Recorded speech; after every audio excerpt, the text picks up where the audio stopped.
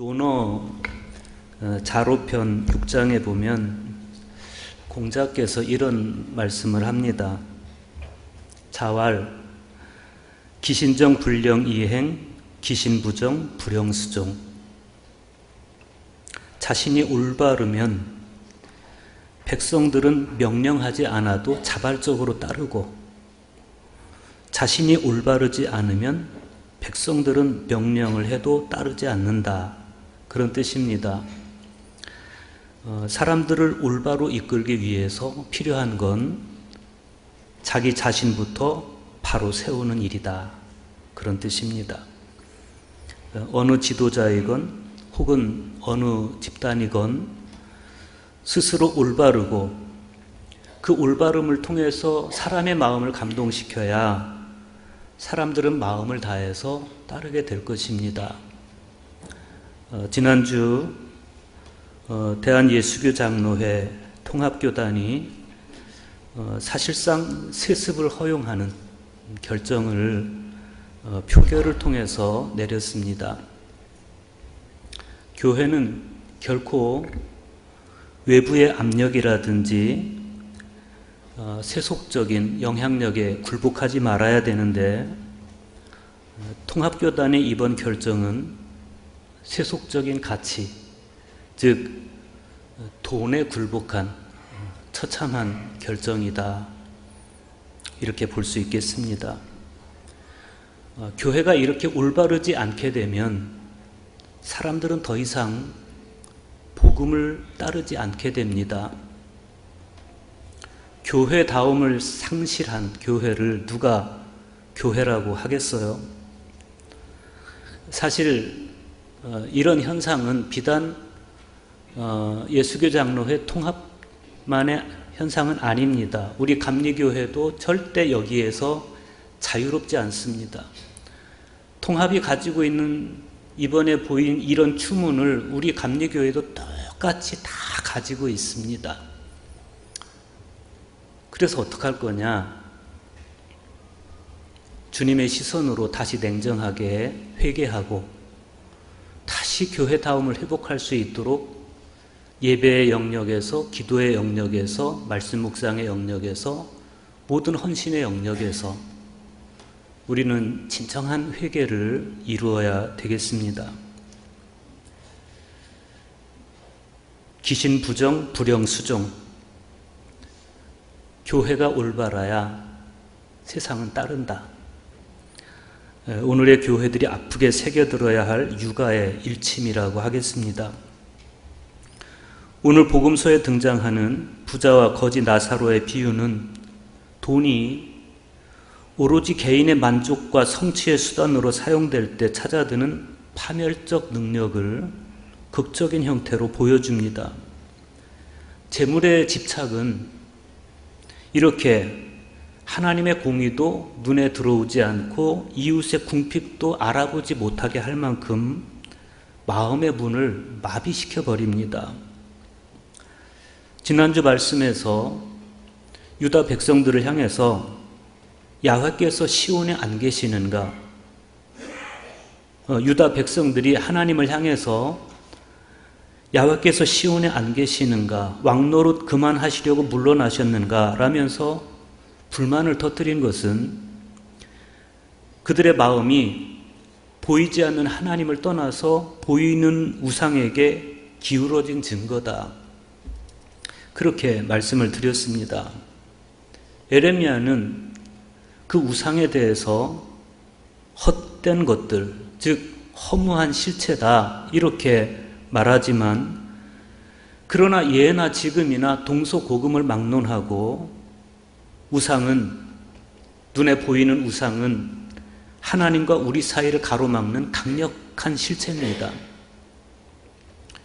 그래서 예수님께서는 너희는 하나님과 재물을 겸하여 섬길 수 없다라시며 우상에게 기울어진 사람들의 마음을 돌이키려고 애를 쓰셨고, 불의한 청지기의 비유까지 들어가면서 돈보다 이웃의 가치, 현재보다 미래적 가치에 마음을 두고 살아갈 것을 강력하게 당부하셨습니다. 그렇지만 이미 돈의 노예가 되어버린 바리새인들은 예수님의 말씀을 듣고 비웃었습니다. 바리새인들은 돈을 좋아하는 자들이라. 이 누가의 표현이 그들 자신에게는 얼마나 비참한 표현인지 모르죠. 그리고 오늘 복음서의 말씀이 이어지는데 여기 나오는 부자와 거지 나사로 이야기도 돈을 어떻게 사용할 것이냐 이 질문과 긴밀하게 연결되어 있습니다. 부자와 거지 나사로 이야기는 이 세상을 살아가는 두 부류의 사람들의 이야기입니다. 이들의 삶은 살아서도 극단적으로 비교됐는데 죽음을 기점으로 더 극단적으로 비교됩니다. 거지 나사로는 죽어서 아브라함의 품에 안겼고 부자는 음부로 떨어집니다. 오늘 우리가 이 말씀을 바르게 이해하려면 이 비유가 지금 어떤 사람들을 대상으로 하고 있는지를 봐야 됩니다. 이 비유는 불특정 다수를 향한 예수님의 말씀이 아니고 당시 종교 권력자들, 돈의 노예가 되어버려 있었던 종교 지도자들을 향한 예수님의 경고입니다. 15장과 16장의 이야기는 똑같이 바리새인과 서기관들을 대상으로 하고 있습니다. 15장 2절에 따르면 세리와 죄인들이 예수님에게 말씀을 들으려고 가까이 옵니다. 그때 바리새인과 서기관들이 예수님을 향해서 이 사람이 죄인을 영접하고 죄인과 음식을 같이 먹는다고 비난합니다. 자기들이 가진 종교적 기준에 비추어서 죄인들과 함께 있는 예수님의 모습이 이해가 안 된다는 겁니다. 그런 바리새인과 서기관들을 향해서 예수님께서 세 개의 비유를 말씀을 하시는데 세 개의 비유는 똑같이 잃어버린 것을 찾는 비유입니다. 잃은 양의 비유, 잃은 드라크마의 비유, 잃은 아들을 되찾는 아버지의 비유. 그리고 지난주 말씀에서는 부자와 청지기의 비유를 통해서 재물을 사용할 때 미래를 위해서 사용할 것을 권장하셨고, 그리고 오늘 복음서에서 예수님은 거지 나사로와 부자 이야기를 우리에게 들려주세요. 이런 일련의 흐름을 놓고 봤을 때 부자와 나사로 이야기는 종교적 편견에 사로잡혀 있고 아집에 사로잡혀 있는, 그래서 한편으로는 타인을 끊임없이 배척하고 한편으로는 이미 돈과 권력의 노예가 되어버려 있던 당시 종교 지도자들에 대한 엄중한 경고의 말씀입니다. 오늘 이 비유에 나오는 부자는 굉장히 호화로운 삶을 사는 사람이었습니다. 19절과 21절 보십시오. 한 부자가 있어 자색 옷과 고운 베옷을 입고 날마다 호화롭게 즐기다가 나사로라 이름하는 한 거지가 혼대투성이로 그의 대문 앞에 버려진 채 그 부자의 상에서 떨어지는 것으로 배불리려 하며 심지어 개들이 와서 그 헌대를 핥더라 그랬습니다. 이 이야기의 두 주인공 사이에 이 대조적인 모습은 더 이상의 부조화를 이룰 수 없을 만큼 정말 첨예합니다. 부자는 화려한 의복을 입고 있었고 날마다 진수성찬으로 잔치를 벌이는 사람이었습니다. 그런가 하면 가난한 거지는 그 부자가 식사를 하면서 손을 닦고 그리고 식탁 밑으로 버리는 빵부스러기를 주워 먹으면서 연명했습니다. 심지어 개들까지 몰려와서 거지의 몸에 생긴 상처를 핥아서 덧나게 하는, 거기서 이 거지가 얼마나 고통스러운 상황에 있는지를 보여줍니다. 이 이야기를 읽으면서 우리가 여러 가지 생각에 잠기게 됩니다. 여기 나오는 이 부자는 자기 집 대문간에 누워있던 그 거지를 전혀 알아차리지 못하고 산 것일까? 아니면 부자로서의 자신과 거지로서의 나사로를 그냥 그렇게 살도록 숙명적으로 태어난 것으로 여기고 그냥 그 숙명 안에서 당연히 자연스럽게 살아간 것일까? 여러분, 이 부자와 나사로의 모습은 우리 세계의 모습이기도 한 겁니다. 우리가 부자인지 가난한지는 모르지만 우리 주변에도 이렇게 우리가 의식하지 못하는 사이에 수많은 사람들이 이런 고통에 내몰려 있습니다.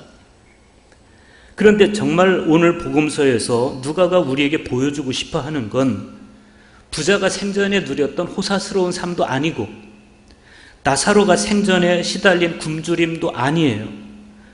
우리가 그토록 누리고 싶어하는 이 부자의 호사스러움도, 우리가 그렇게 피하고 싶어하는 이 가난의 지겨움도, 거기에 조바심하고 관심하는 것은 우리지. 이 누가복음을 기록한 누가에게는 그것 자체는 그다지 관심이 없어요. 사실 부자나 가난한 사람의 모습은 우리가 늘 눈만 뜨면 보는 풍경입니다. 어차피 우리는 다 그렇게 부자거나 아니면 가난하거나 하는 모습으로 살아가고 있어요. 하나도 새삼스러울 게 없어요. 일반적인 모습입니다. 그러면 정말 새삼스러운 건 뭡니까? 그건 우리가 한 번도 보지 못했던 풍경입니다. 바로 그 풍경을 누가가 우리에게 보여줍니다. 22절에서 24절 보십시오. 이에 그 거지가 죽어 천사들에게 받들려 아브라함의 품에 들어가고 부자도 죽어 장사되매 그가 음부에서 고통 중에 눈을 들어 멀리 아브라함과 그의 품에 있는 나사로를 보고 불러 이르되 아버지 아브라함이여 나를 긍휼히 여기사 나사로를 보내어 그 손가락 끝에 물을 찍어 내 혀를 서늘하게 하소서. 내가 이 불꽃 가운데서 괴로워하나이다. 이 말씀을 우리가 읽으면서 내심 놀라는 건 순식간에 장면이 바뀌면서 모든 상황이 완벽하게 뒤집어졌다. 퍽 오랫동안 눈에 익은 풍경, 그냥 부자와 거지가 같이 공존하고 있는 이 눈에 익은 풍경이 바뀌어서 전혀 예상하지 못했던 풍경이 전개됩니다. 거지 나사로는 영원한 행복이라는 뜻을 가진 아브라함의 품에 안겨서 배고프지 않은 식탁의 자리를 잡게 되고, 반면에 부자는 죽음의 세계에 거꾸로 떨어져서 물 한 모금 마실 수 없는 고통 가운데 직면하게 됩니다. 그리고 부자는 자기 전생애 동안 단 한 번도 눈길 한 번 주지 않았던, 마음 한 번 주지 않았던 나사로에게 물 한 방울만 찍어달라고 요청을 하는 신세가 됩니다. 생각해 보면 이 두 사람의 운명은 왜 그렇게 순식간에 바뀌었을까? 부자는 부자여서 지옥에 떨어진 것일까? 나사로는 가난해서 천국에 간 것일까? 여러분, 부자가 부자라는 이유로 지옥에 떨어진 게 아닙니다. 부자가 특별히 죄를 지었다는 흔적도 여기 없습니다. 단지 허락된 기회와 여건을 활용해서 열심히 재산을 모았고 그 재물이 주는 쾌락을 누리면서 살아간 죄밖에 없어요. 나사로 마찬가지입니다. 그가 거지라는 이유 때문에 아브라함의 품에 저절로 안긴 게 아닙니다. 나사로가 특별히 선하다든지 남보다 뛰어난 훌륭한 사람이었다는 흔적도 이 본문에는 없습니다. 나사로가 한 일이라고는 그냥 평생 얻어먹으면서 질병에 고통받으면서 살아간 것밖에 없어요. 그러면 도대체 무엇이 죽음 이후에 이 두 사람의 운명을 이렇게 결정적으로 바꾼 것일까? 나사로는 아무것도 없어서 하나님만 보고 살았습니다. 그런데 부자는 재물이 많아서 재물의 노예가 되어 살았습니다. 물론 부자가 재물만 바라보고 사는 건, 모든 부자가 다 재물만 바라보고 사는 건 아니에요. 오히려 부자들 가운데는 그 재물을 가지고 하나님의 사랑을 실천하는 사람도 얼마든지 많습니다. 가난한 사람들 역시 마찬가지입니다. 가난이 자랑이 아닙니다. 아무것도 없다고 해서 가난한 모든 사람이 다 하나님만 보고 살아가냐? 그렇지도 않아요. 그런데 우리는 이 나사로라는 이름이 엘리에제르, 즉 하나님이 도우시는 자라는 뜻을 가지고 있다는 사실을 주목해 봐야 됩니다. 그것은 나사로가 가난한 중에도 하나님께만 희망을 두고 살아온 신앙인이었다는 것을 반증하고 있어요. 그러니까 가난하면서도 나는 가난하기 때문에 재물만 더 구하고 이게 아니라 가난하면서도 재물에 시선 두지 않고 하나님만을 전부로 알고 살아온 사람, 그가 나사로라는 사람이었다는 겁니다. 그런데 25절과 26절 보세요. 아브라함이 이르되 너는 살았을 때 좋은 것을 받았고 나사로는 고난을 받았으니 이것을 기억하라. 이제 그는 여기서 위로를 받고 너는 괴로움을 받느니라. 그뿐 아니라 너와 우리 사이에 큰 구렁텅이가 놓여 있어 여기서 너희에게 건너가고자 하되 갈 수 없고 거기서 우리에게 건너올 수도 없게 하였느니라. 이 말씀을 보면서 우리가 한 가지 경계해야 될 건 뭐냐면 이 말씀을 우리가 지나치게 신학적으로 해석하면 안 된다는 겁니다. 지금 예수님께서는 당시 유대인들이 가지고 있던 내세관, 그 눈높이에 맞춰서 말씀을 하고 계세요. 당시 유대인들은 어떤 내세관을 가지고 있었는가 하면 천국과 지옥이 서로 마주보고 있다는 거예요. 그래서 음부, 지옥에 떨어진 사람들은 거기서 말할 수 없는 고통을 겪고 있고 천국에 간 사람들은 그 고통에 빠져 있는, 고통을 겪고 있는 사람들을 바라보고 즐기면서 천국에서 잔치를 즐기는 이런 천국관을 가지고 있었습니다. 그들의 그런 눈높이에 맞춰서 예수님께서 지금 마치 천국과 지옥이 서로 이렇게 마주보고 있는 것처럼 쉽게 말씀을 하고 있는 거예요. 신학적으로는 정확하게 어떻게 되는지 알 수가 없어요. 그러면 이 상황 설정을 통해서 예수님이 정말 하고 싶은 말씀이 뭐냐? 이게 중요하죠. 지금 주님은 하나님의 정의가 어떻게 인생의 불의와 불공평을 정의롭게 짜 맞춰 가시는지 그걸 보여주고 계시는 겁니다. 하나님께서는 인간의 역사가 펼쳐지는 모든 상황에 안 개입하시는 것 같지만 결코 그렇지 않은 것이 나사로라는 이름에서도 잘 드러나요. 앞에서 말씀드렸다시피 나사로라는 이름에는 하나님이 도우시는 자라는 의미가 있어요. 그러니까 아브라함이 부자에게 했던 대답, 즉 너는 살았을 때 좋은 것을 받았고 나사로는 고난을 받았으니 이것을 기억하라. 이 말씀은 하나님의 정의가 이미 나사로의 이름 속에서 실현되고 있고 지금 그것이 현실로 드러나고 있다는 것을 주지시켜 주시는 말씀이에요. 우리는 이 사실을 주목해서 봐야 됩니다. 세상에서는 의심받고 세상에서는 배척받는 것이 하나님의 정의이지만 그러나 이 하나님의 정의가 우리 모두가 죽음에 직면했을 때 가장 위대한 가치로 드러나고 있다는 사실입니다. 그래서 우리는 이 말씀을 늘 마음에 두고 살아야 됩니다. 너는 살았을 때 좋은 것을 받았고 나사로는 고난을 받았으니 이것을 기억하라. 이 말씀은 우리로 하여금 살아있는 동안에 정말 어디에 관심 두고 무엇에 힘쓰고 살아야 되는지를 분명하게 가르쳐주고 있습니다. 그리스도교 신앙이라는 것은 세상의 불의와 불공평 앞에서 그냥 체념하고 세상은 어차피 그런 것이니까 체념하고 참아내고 천국에 가면 다 달라질 거야. 그래서 천국만 바라보며 살아가는 것이 아니라는 겁니다. 오히려 그리스도 신앙이라는 것은 죽음 이후에 뒤바뀔 그런 상황을, 그 심판을 염두에 두고 이 땅에서 적극적으로 하나님의 정의와 공의를 이루는 삶을 살아가야 된다. 주님은 그 말씀을 하세요. 내가 부자로 살건 가난하게 살건 그 모든 상황을 거슬러서 우리는 보다 궁극적이고 본질적인 하나님의 나라에 내 시선을 두고 그 하나님의 나라를 바라보며 내 의식을 일깨우고 그래서 이 땅에서 그 하나님 나라를 대비하는 삶을 살아가는 거죠.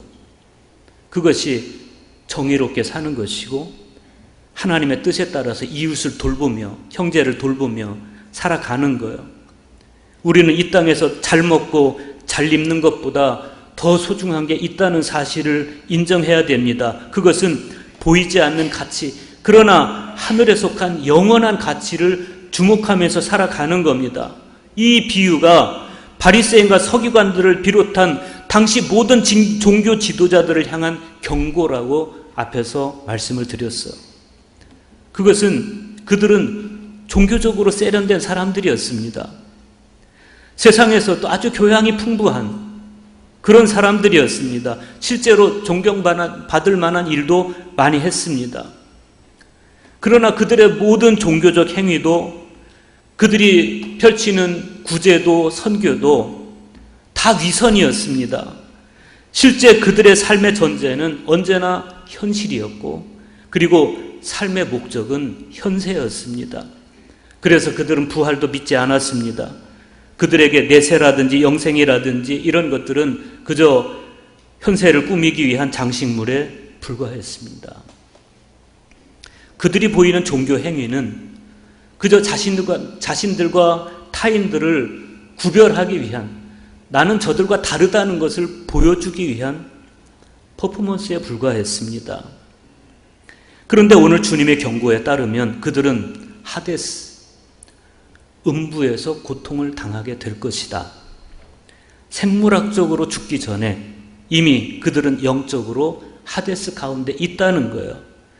생명의 원천이신 하나님과의 단절이 죄라면 그 하나님과의 단절은 바로 어디서부터 시작됩니까? 자기 몰입에서부터 시작이 됩니다. 자기 중심적인 사고는 필연적으로 자기 밖의 세계, 이웃과 형제들과의 단절로 이어지는데, 오늘 복음서의 부자가 보여준 삶의 태도가 바로 그런 거예요. 우리는 인생을 국소적으로 보면 안 됩니다. 영원이라는 시간 안에서 봐야 됩니다. 왜? 그것이 현실이니까. 지난주 말씀에서 불의한 청지기가 지혜로웠다는 것은 그가 돈의 문제를 미래지향적으로 매듭지었기 때문에 그렇습니다. 물론 청지기도 돈을 사랑했습니다. 그렇기 때문에 부정을 저질렀습니다. 그러나 그 돈이 자기 미래보다 더 중요하진 않았습니다. 아버지 아브라함이여, 나를 긍휼히 여기사 나를 보내어 저 손가락 끝에 물을 찍어 내 혀를 서늘하게 하소서. 얼마나 안타까운 부르짖음입니까? 그런데 그 부르짖음 가운데서 가만히 생각해 보니까 더 큰 일이 있습니다. 그건 뭐냐면 자기 형제들입니다. 형제들은 이런 음부의 세계가 있다는 걸 알지도 못한 채, 이런 심판이 기다리고 있다는 걸 알지도 못한 채 여전히 세상에서 자기처럼 살아가고 있는 거예요. 여전히 나사로를 못 본 채 그렇게 저들 그 세계와 나의 세계는 다른 채 그렇게 살아가는 형제가 아직도 5명이나 있다. 그래서 다시 아브라함에게 부탁합니다. 그러면 아버지여 구하오니 나사로를 내 아버지 집에 보내소서. 내 형제 5이 있으니 그들에게 증언하게 하여 그들이 이 고통받는 곳에 오지 않게 하소서. 처음에 내 혀를 서늘하게 하소서, 이게 거절당한 것도 고통스러운데 이 두 번째 부탁도 거절당합니다. 아브라함이 뭐라고 대답합니까? 그들에게 모세와 선지자들이 있으니 그들에게 들을지니라. 그리고 31절 보세요. 모세와 선지자들에게 듣지 아니하면 비록 죽은 자 가운데서 살아나는 자가 있을지라도 권함을 받지 아니하리라. 주님의 말씀은 명료합니다. 회개함으로써 고통받는 음부에 가지 않고 나사로처럼 아브라함의 품에 안기는 사람, 그 사람은 어떤 사람이냐? 지옥에서, 천국에서 누가 경험했다고 하는 사람이 와서 나한테 간증을 해줘서 아, 천국이 있구나, 신앙생활 잘해야 되겠다, 이런 사람이 아니고 평소에 하나님의 말씀을 읽고 묵상하고 그 말씀 가운데서 경고를 받고 그래서 이 땅에서 삶을 돌이켜서 하나님의 뜻에 맞춰서 살아가는 사람이 미래를 대비하는 사람이다. 그걸 보여줍니다. 오늘 서신서의 말씀에서 사도 바울이 그 사실을 말씀합니다. 디모데전서 6장 11절과 12절 보세요. 오직 너 하나님의 사람아 이것들을 피하고 의와 경건과 믿음과 사랑과 인내와 온유를 따르며 믿음의 선한 싸움을 싸우라. 영생을 취하라. 이를 위하여 내가 부르심을 받았고 많은 증인 앞에서 선한 증언을 하였도다. 14절 보세요. 우리 주 예수 그리스도께서 나타나실 때까지 흠도 없고 책망받을 것도 없이 무엇을? 이 명령을, 말씀을 지키라. 바로 앞절에서 바울은 부하려 하는 자들은 시험과 올무와 여러 가지 어리석고 해로운 욕심에 떨어져서 마침내 파멸과 멸망에 빠진다고 그렇게 경고했고, 돈을 사랑함이 일만하게 뿌리가 되나니 이것을 탐내는 자들은 미혹을 받아 믿음에서 떠나 많은 근심으로 자기를 찔렀다고 경고했습니다. 우리가 복음서에서 본 바리새인을 비롯한 종교 권력자들과 오늘 복음서의 이 부자가 바로 그 교훈의 모델들입니다. 그들은 하나님께서 주신 부와 영광을 오로지 자신만을 위해서 사용하다가 스스로 자기를 찌르고 말았습니다. 그래서 바울은 디모데에게 너무 돈을 사랑한 나머지 탐욕과 미혹에 떨어져서 믿음에서 떠날 것을 경고하고 앞으로 그가 살아가야 할 모습으로 의와 경건과 믿음과 사랑과 인내와 온유를 따르는 삶을 살아라. 우리가 피할 것, 미래를 위해서 우리가 피할 것, 탐욕과 미혹에 떨어져서 살아가는 것, 우리가 따를 것, 의와 경건과 믿음, 사랑과 인내. 이게 쉽습니까? 어렵죠. 어려워요. 그래서 바울은 믿음의 싸움이라고 표현을 하는 겁니다. 예수 이름으로 그렇게 사는 겁니다. 이 믿음의 싸움은 자신과의 싸움입니다. 현재라는 이 시간이 얼마나 소중한 시간인지 모릅니다. 무심히 흘려보내면 안 됩니다. 지금 이 현재 나의 믿음, 나의 삶, 이것이 나의 영혼을 결정짓는다는 엄숙성을 지금 주님은 우리에게 보여주십니다. 지금 나의 삶이 영원한 행복과 불행, 영원한 승리와 영원한 패배가 결정되는 순간입니다. 이제 어떻게 살아야 되겠습니까? 무엇에 힘쓰고 살아가겠습니까? 기신정 불령이행, 기신부정 불령수종. 이 말씀을 그리스도인으로서 재해석하면 이렇습니다. 우리가 올바르면 강요하지 않아도 세인들은 자발적으로 믿고, 우리가 올바르지 않으면 아무리 전도해도 세인들은 믿지 않는다. 사람을 하나님께로 이끌기 위해서 또 우리가 미래를 대비하면서 가장 힘써야 되는 것, 그것은 우리 자신부터 말씀으로 올바르게 하는 것, 그것입니다. 우리를 올바르게 세우는 것. 그럼으로써 불현듯 죽음이 나를 찾아왔을 때, 그때가 가장 행복한 순간, 아, 정말 잘 살아왔다고, 그리스도인으로서 진짜 잘 살아왔다고 고백할 수 있는 그런 시간 될 수 있기를 간절히 축복합니다.